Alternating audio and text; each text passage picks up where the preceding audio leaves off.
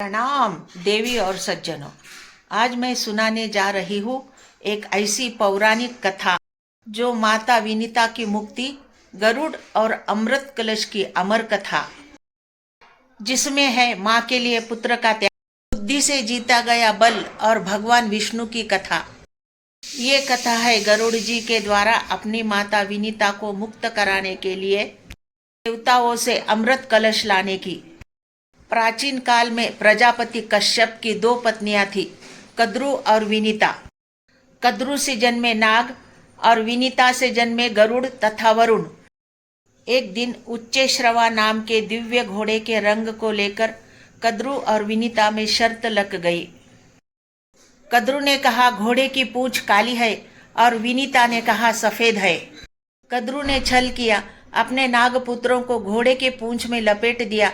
परिणाम स्वरूप माता विनीता शर्त हार गई और उन्हें नागों की दासी बनना पड़ा।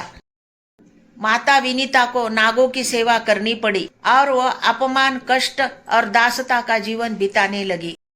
जब गरुड़ बड़े हुए और उन्होंने ये देखा तो उनका हृदय करुणा से भर उठा। गरुड़ ने नागों से कहा, मेरी माता को मुक्त कर दो, मैं बदले में जो कहोगे करूंगा। नागों ने शर्त रखते हुए ये कहा, यदि तुम देवलोक से हमें अमृत कलश लाकर दे दो तो हम तुम्हारी माता को मुक्त कर देंगे। गरुड़ जानते थे अमृत देवताओं का है, पर मात्र भक्ति के सामने कोई बाधा बड़ी नहीं होती। गरुड़ ने शर्त स्वीकार कर ली। उड़ते हुए स्वर्गलोक पहुंचे। देवताओं ने अमृत की रक्षा के लिए अग्नि का घेरा, घूमते हुए तीक्ष्ण चक्र, भयानक सर्प लगाए थे। गरुड़ ने अग्नि को शांत किया, चक्रों के बीच से चतुराई से निकल गए, देवताओं को परास्त किया और अंततः अमृत कलश उठा लिया। रास्ते में भगवान विष्णु प्रकट हुए। विष्णु जी बोले, हे गरुड़, तुम ये सब क्यों कर रहे हो? ने कहा, प्रभु, ये मेरी माता की मुक्ति के लिए है। विष्णु जी गरुड़ के मात्र भक्ति से अत्यंत प्रसन्न हुए। विष्णु जी ने वरदान दिया, तुम अमर रहोगे और मेरे वाहन बनोगे। नाग सदैव तुमसे भय खाएंगे। साथ ही कहा, नाग अमृत का सेवन नहीं कर पाएंगे।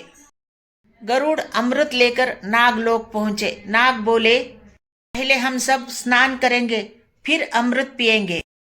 गरुड़ ने अमृत को कुश के घास पर रखा।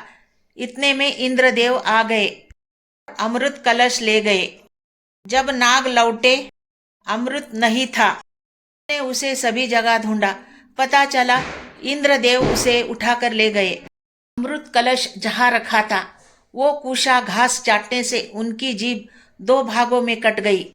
इसी कारण नागों की जीभ दो मुही मानी जाती है। नागों को अपना वचन निभाना पड़ा, माता विनीता को मुक्त करना पड़ा। गरुड़ ने माता को प्रणाम किया और उन्हें सम्मान सहित मुक्त जीवन दिया। सज्जनों, ये कथा सिखाती है, माता पिता के लिए किया गया त्याग सबसे बड़ा धर्म है। कभी भी बुद्धि बल से बड़ी होती है। सच्ची भक्ति पर ईश्वर स्वयं सहायता करते हैं। यदि ये कथा आपको पसंद आई हो तो लाइक, शेयर, सब्सक्राइब जरूर करें। धन्यवाद। श्री स्वामी समर्थ। जय जय स्वामी समर्थ।